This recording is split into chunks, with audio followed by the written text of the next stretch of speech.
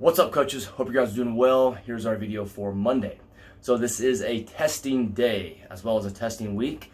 Let's bring your A game. A lot of time and effort has gone into the horsepower cycle.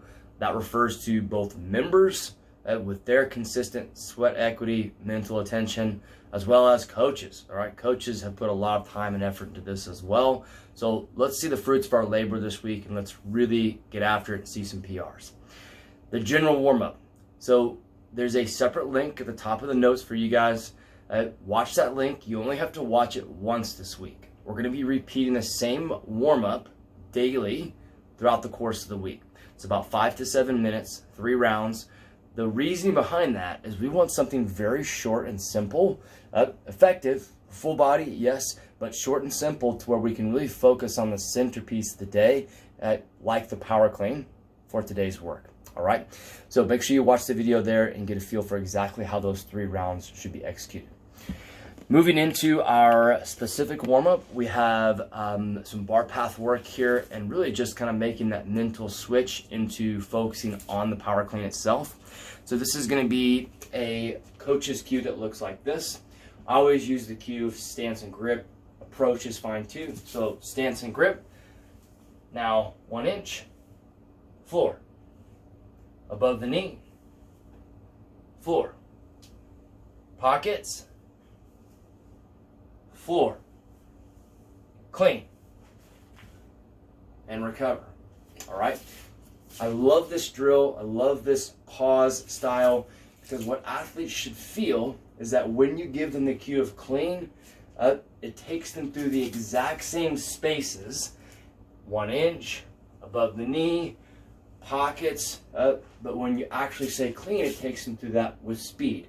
They start to feel that brain connects to the muscles. Say, okay, this is where I'm supposed to be. This is what it should feel like. Now let's put some power and some speed to this. You're gonna go 2 to 3 rounds of 4 to 5 reps.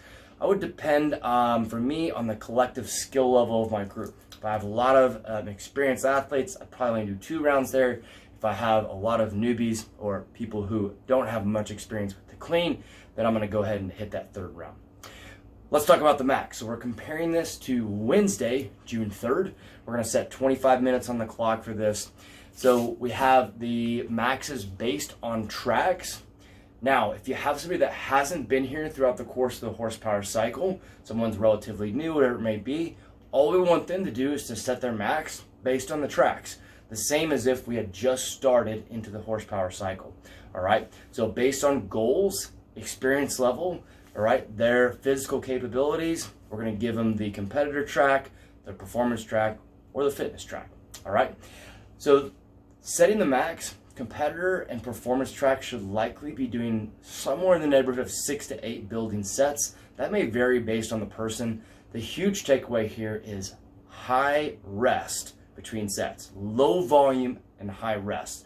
Oftentimes what happens is we're so conditioned where we're on the clock, we're in a rush and so on, where when we do a max day, 5 minutes has gone by and they've already done 10 sets.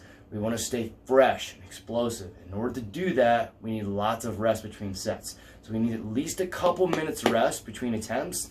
And then as we get into the heavier sets, let's take that out even further, 3, 4, 5 minutes, so on, to where we really get fresh attempts on the barbell. All right.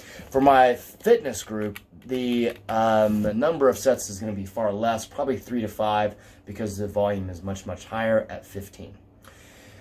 So use all your coach's tools here. Get out the coach's eye. All right.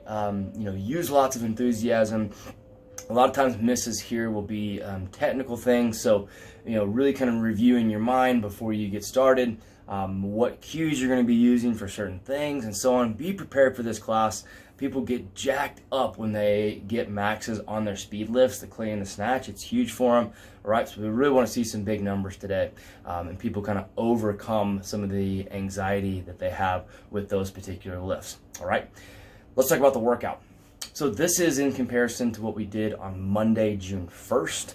All right, this should be very, very short. It's a Tabata slam ball. All right, it takes 4 minutes to be exact. So this is for max reps, 20 seconds on, 10 seconds off. with the slam ball. So we have a stimulus here. You guys know what Tabata. It's a short burst of high power output with a very short break. How fast can the athlete cycle the light load with good position and power? So standards and range of motion are absolute must here. What that means is I have to get to this position at the bottom and then this position at the top with the slam ball. Get that full lockout with every single repetition so we can make sure that we're retesting in the same way that we tested, and everything can be held to a certain standard there. Going through here, slam balls, we want to be moving constantly for the 20 seconds. All right, posture at the bottom, full lock at the top, and then making sure that athletes are using their leg and hip power to move that ball as opposed to lifting with their arms. All right, hope you guys have a great day. Please let me know how everything goes.